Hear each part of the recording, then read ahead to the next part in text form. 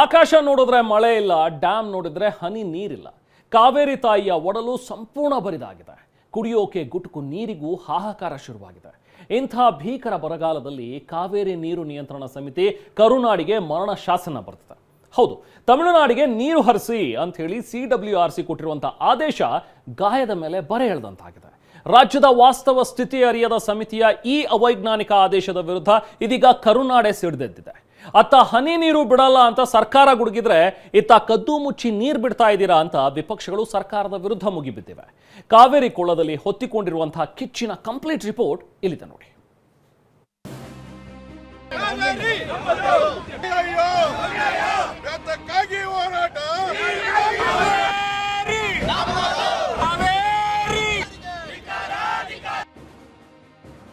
But ಬರಿದಾಗುತ್ತಿದೆ. KRS ಜಲಾಶಯ 30% ಮಾತ್ರ ನೀರು.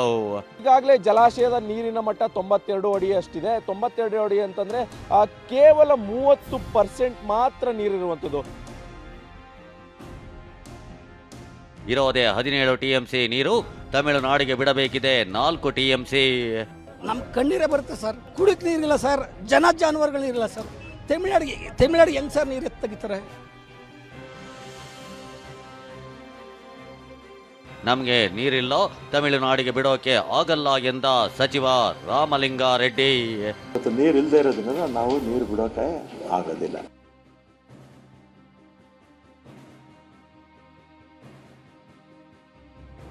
ಮೇಲ್ಮನವಿ ಸಲ್ಲಿಸಲು ಸರ್ಕಾರದ ಸಿದ್ಧತೆ. ಕದ್ದು ಮುಚ್ಚಿ ನೀರು ಬಿಡ್ತಾರೆಂದ ಅಶೋಕ್.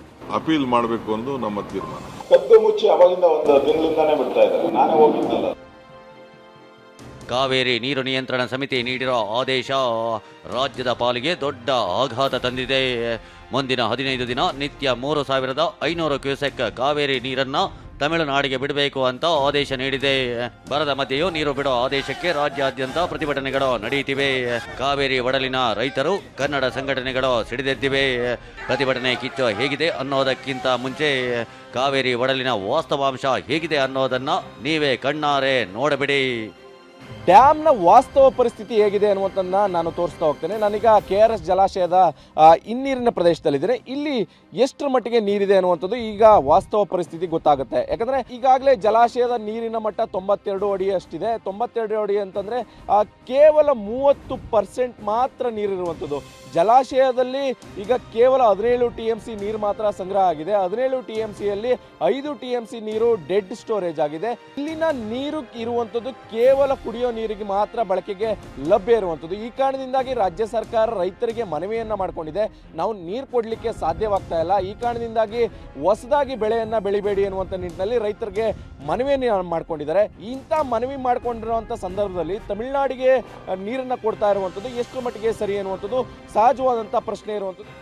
ಹೌದು, KRS ಡ್ಯಾಮ್ನಲ್ಲಿ ಕೇವಲ 17 TMC ನೀರು ಮಾತ್ರ ಸಂಗ್ರಹ ಇದೆ. 5 TMC ನೀರು ಡೆಡ್ ಸ್ಟೋರೇಜ್ ಇದೆ. 10 ಜಿಲ್ಲೆಗಳಿಗೆ ಕುಡಿಯೋಕೆ 12 TMC ನೀರು ಬೇಕು. ಅಂದ್ರೆ KRS ನಲ್ಲಿ ಇರೋದು ಕೇವಲ ಕುಡಿಯುವ ನೀರು ಮಾತ್ರ.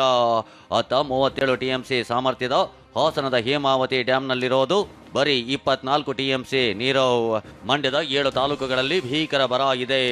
ಮಳೆ ಬಾರದಿದ್ರೆ ಬೆಂಗಳೂರು, ಮೈಸೂರಿಗೆ ಜಲಕಂಟಕ ಗ್ಯಾರಂಟಿ. ಹೀಗಿರುವಾಗ 15 ದಿನದಲ್ಲಿ 4.5 TMC ನೀರನ್ನ ತಮಿಳುನಾಡಿಗೆ ಬಿಡೋಕೆ ಹೇಗೆ ಸಾಧ್ಯ ಅನ್ನೋದು ಕರ್ನಾಟಕದ ವಾದವಾಗಿದೆ.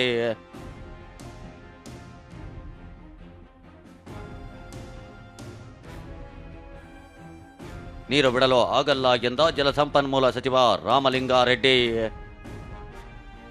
CWRC ಆದೇಶಕ್ಕೆ ಮೇಲ್ಮನವಿ ಸಲ್ಲಿಸಲು ಸರ್ಕಾರದ ನಿರ್ಧಾರ. ಹೌದು, ವಿಧಾನಸೌಧದಲ್ಲಿ ಹಿರಿಯ ಅಧಿಕಾರಿಗಳು ಹಾಗೂ ಕಾನೂನು ತಜ್ಞರ ಜೊತೆ ತುರ್ತು ಸಭೆ ನಡೆಸಿದ ಜಲಸಂಪನ್ಮೂಲ ಸಚಿವ ರಾಮಲಿಂಗಾರೆಡ್ಡಿ ಹನಿ ನೀರು ಬಿಡಲ್ಲ, CWRC ಆದೇಶ ಪಾಲಿಸಲು ಸಾಧ್ಯವೇ ಇಲ್ಲ ಅಂತ ಖಡಕ್ ಆಗಿ ಹೇಳಿದ್ದಾರೆ. ನಮ್ಮಲ್ಲಿ ಏನಾಗಿದೆ, ಕಾವೇರಿ ಕಣಿವೆಯಲ್ಲಿ 4 ಜಲಾಶಯಗಳಿಗೆ ಸುಮಾರು 30 ವರ್ಷಗಳಲ್ಲಿ ಸರಾಸರಿ ನಮಗೆ 65.86 ಕಡಿಮೆ ಆಗಿದೆ. ಆಲ್ಮೋಸ್ಟ್ 2/3 ಅಲ್ವಾ, 1/3 ಮಾತ್ರ ಮಳೆ ಬಿದ್ದಿದೆ, 2/3 ಮಳೆ ನಮ್ಮಲ್ಲಿ ಬಿದ್ದಿಲ್ಲ. ಆಮೇಲೆ ಈಗ ಅದೇ ರೀತಿ ನಮ್ಮಲ್ಲಿ ಇರ್ತಕ್ಕಂಥ ನೀರು ಕೂಡ ಸುಮಾರು ಒಂದು 46 TMC ಇದೆ. ಡೆಡ್ ಸ್ಟೋರೇಜ್ ಬಿಟ್ಟರೆ 46 TMC ಇದೆ. ಮತ್ತು ನಮಗೆ ಪ್ರತಿ ತಿಂಗಳು 3.5 TMC ನೀರು ಬೇಕಾಗುತ್ತೆ. ಮತ್ತು ಇವತ್ತು ಅವರು ಆದೇಶ ಕೊಟ್ಟಿರೋದನ್ನು ನಾವು ಪಾಲಿಸೋದಕ್ಕೆ ನಮಗೆ ಕಷ್ಟ ಆಗುತ್ತೆ. ಅದಕ್ಕೆ ಅಪೀಲ್ ಹೋಗಬೇಕು ಅಂತ ನಮ್ಮ ತೀರ್ಮಾನ ಆಗಿದೆ. ಇವತ್ತೇ ಅಪೀಲ್ ಆಗ್ತದೆ. ಅಪೀಲು ನಮ್ಮ SCS ಅವರು ಅಪೀಲು ಇವತ್ತು ಹಾಕ್ತಾರೆ. ಅದರಿಂದ ಇವತ್ತು ನೀರು ಇಲ್ಲದೆ ಇರೋದ್ರಿಂದ ನಾವು ನೀರು ಬಿಡೋಕೆ ಆಗೋದಿಲ್ಲ. ಇನ್ನು ದೆಹಲಿಯಲ್ಲಿ ಮಾತನಾಡಿರುವ ಸಿಎಂ DK ಶಿವಕುಮಾರ್ ನೀರು ಬಿಡುವ ಆದೇಶದ ವಿರುದ್ಧ ಮೇಲ್ಮನವಿ ಸಲ್ಲಿಸಲು ಸಿದ್ಧತೆ ನಡೆಸುತ್ತಿರುವುದಾಗಿ ಹೇಳಿದ್ದಾರೆ. ಕಾವೇರಿ ನೀರಾವರಿ ವಿಚಾರದಲ್ಲಿ ಏನು ನಿನ್ನೆ ಸ್ವಲ್ಪ ನೀರು ಬಿಡಬೇಕು ಅಂತೇಳಿ ಆದೇಶ ಕೊಟ್ಟಿದ್ದಾರೆ. ನಮಗಿನ್ನ ವರ್ಣ ಕೃಪೆ ತೋರಿಸಿಲ್ಲ. ಸೊ ನಮ್ಮ ಅಪೀಲ್ ಏನೇನೆ ಆರ್ಡರ್ ಆಗಿದೆ ಅದಕ್ಕೆ ಸಿದ್ಧತೆ ಆಗ್ತಾ ಇದೆ. ಇವತ್ತು ಅಡ್ವೊಕೇಟ್ ಜನರಲ್ಲು ಮತ್ತು ನಮ್ಮ ಲೀಗಲ್ ಎಕ್ಸ್ಪರ್ಟ್ಸು ಮತ್ತೆಲ್ಲ ನಮ್ಮ ಅಧಿಕಾರಿಗಳು ಅದಕ್ಕೆ ಸಿದ್ಧತೆಯನ್ನು ಮಾಡ್ಕೊಳ್ತಾ ಇದ್ದಾರೆ. ಅದು ಆಗಿದೆ, ನಮ್ಮ ಮಂತ್ರಿಗಳು ಮಾಡಿದ್ದಾರೆ, ನಾನು ಮಾತಾಡಿದ್ದೀನಿ, ಎಲ್ಲ ಮಾತಾಡಿದ್ದೀನಿ.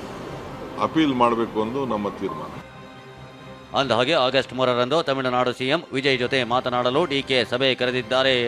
ಈ ಬಗ್ಗೆ ಮಾತನಾಡಿರುವ ಸಿಎಂ DK, ತಮಿಳುನಾಡು ಸಿಎಂ ಬಂದಾಗ ಇಲ್ಲಿನ ಕಾವೇರಿ ಜಲಾನಯನ ಪ್ರದೇಶದ ಸ್ಥಿತಿಯನ್ನ ತೋರಿಸ್ತೀನಿ, ಅದಕ್ಕಾಗಿ ಹೆಲಿಕಾಪ್ಟರ್ ವ್ಯವಸ್ಥೆಯನ್ನು ಮಾಡ್ತೀನಿ ಎಂದಿದ್ದಾರೆ. ಈ ಮಧ್ಯದಲ್ಲಿ ತಮಿಳುನಾಡು ಚೀಫ್ ಮಿನಿಸ್ಟರ್ ಕೂಡ ನನ್ನ ಹತ್ರ ಬಂದು ಮಾತಾಡಲಿಕ್ಕೆ, ಕೆಲವು ವಿಚಾರಗಳನ್ನ ಮಾತಾಡಲಿಕ್ಕೆ ಅವರು ಇಂಗಿತವನ್ನು ವ್ಯಕ್ತಪಡಿಸಿದ್ದಾರೆ. ನನ್ನ ಹತ್ರನೂ ಫೋನಲ್ಲಿ ಮಾತಾಡಿದ್ದಾರೆ. ಆಯಿತು ಬನ್ನಿ ಅಂತ ನಾನು ಹೇಳಿದ್ದೇನೆ.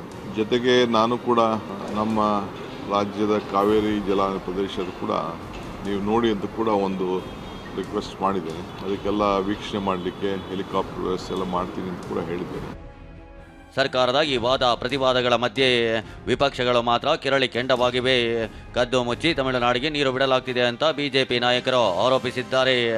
ಆದರೆ ಕೇಂದ್ರ ಸಚಿವ ಕುಮಾರಸ್ವಾಮಿ ಒಗ್ಗಟ್ಟಿನಿಂದ ಹೋರಾಟ ಮಾಡಲು ಕರೆ ಕೊಟ್ಟಿದ್ದಾರೆ.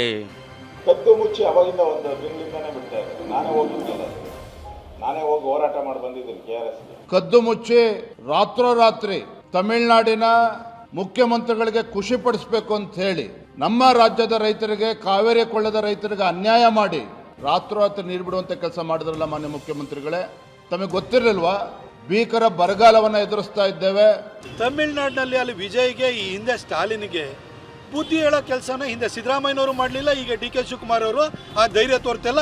ಸುಮ್ಮನೆ ಮೇಕೆದಾಟು ಅಂತ ಹೇಳ್ಬಿಟ್ಟು ಆಗ ನಮ್ಮ ನೀರು ನಮ್ಮ ಹಕ್ಕು ಅಂತ ಹೋಗ್ಬಿಟ್ಟು ಎಲ್ಲರಿಗೆ ಎಣ್ಣೆ ಹೊಡೆಸ್ಬಿಟ್ಟು ತುರಾಡಿಸ್ಕೊಂಡು ಇವರು ರ್ಯಾಲಿ ಮಾಡಿದ್ ಬಿಟ್ಟರೆ ಇವ್ರು ಏನೂ ಮಾಡಿಲ್ಲ.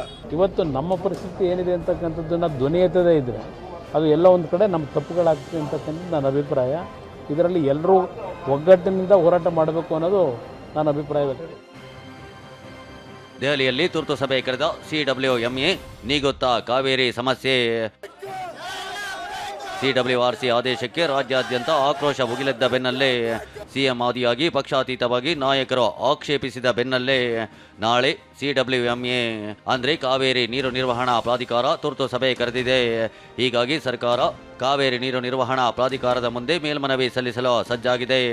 ನಾಳೆ ಮಧ್ಯಾಹ್ನ ಸಭೆ ನಡೆಯಲಿದ್ದು ಕರ್ನಾಟಕ ಸರ್ಕಾರ ತನ್ನ ಜಲಾನಯನ ಪ್ರದೇಶದ ಭೀಕರ ಸ್ಥಿತಿಯನ್ನ ಮನವರಿಕೆ ಮಾಡಿಕೊಡಲು ಮುಂದಾಗಿದೆ. ಆದರೆ ಸಭೆಯಲ್ಲಿ ಒಂದು ವೇಳೆ CWMA ಕೂಡ CWRC ಶಿಫಾರಸನ್ನೇ ಎತ್ತಿ ಹಿಡಿದ್ರೆ ಕರ್ನಾಟಕಕ್ಕೆ ನಿಜವಾದ ಸಂಕಷ್ಟ ಶುರುವಾಗಲಿದೆ. ಹೀಗಾಗಿ ನಾಳೆ ದೆಹಲಿಯಲ್ಲಿ ನಡೆಯೋ CWMA ಸಭೆ ಅತ್ಯಂತ ನಿರ್ಣಾಯಕವಾಗಲಿದೆ. ರಾಜ್ಯ ಸರ್ಕಾರ ತನ್ನ ಪೂರ್ಣ ಶಕ್ತಿಯನ್ನ ಬಳಸಿ ಕಾವೇರಿ ಜಲಾನಯನ ಪ್ರದೇಶದ ಜಲಕ್ಷಾಮದ ಚಿತ್ರಣವನ್ನ ಪ್ರಾಧಿಕಾರದ ಮುಂದಿಟ್ಟು ಆದೇಶವನ್ನ ತನ್ನತ್ತ ತಿರುಗಿಸಿಕೊಳ್ಳಬೇಕಾದ ಗುರುತರ ಜವಾಬ್ದಾರಿ ರಾಜ್ಯದ ಅಧಿಕಾರಿಗಳ ಮೇಲಿದೆ. ಮಂಡ್ಯದಿಂದ ದಿಲೀಪ್ ಜೊತೆ ಹರೀಶ್, TV9 ಬೆಂಗಳೂರು.